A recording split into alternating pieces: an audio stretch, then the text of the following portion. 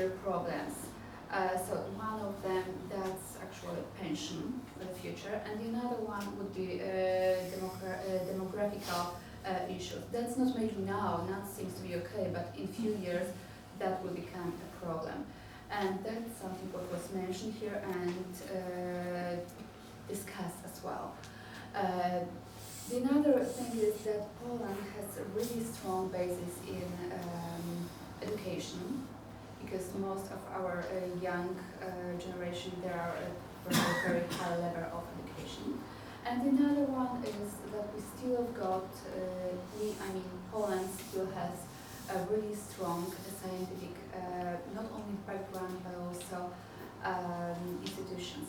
I know that Professor Pawłowski, he personally has a very strong scientific background, so it's why his lecture was based on very strong facts which were quoted here a few times.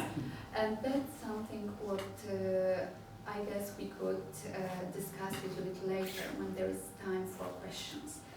So how we could, okay, I wouldn't really like to suggest any questions, but like I said, topic which was mentioned here was mostly related to education, demographic problems for the future, and current situation on scientific market, Polish and global as well.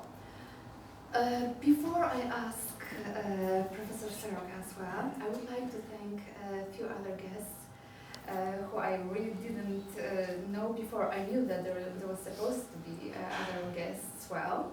So I really would like to welcome Dr. Jarosław Kochecki and his guest from Dublin. And I would like to ask him and maybe guests as well to give a brief lecture, just a few words here, after a lecture of Professor Soroka. Perhaps I introduce our... Oh yes, please, if you could, please. Answer of the local government school from Żarów, which we have here in Dublin also, Ms. Barbara Lakowska. Of the local government school, Mr. Witold Czakowski.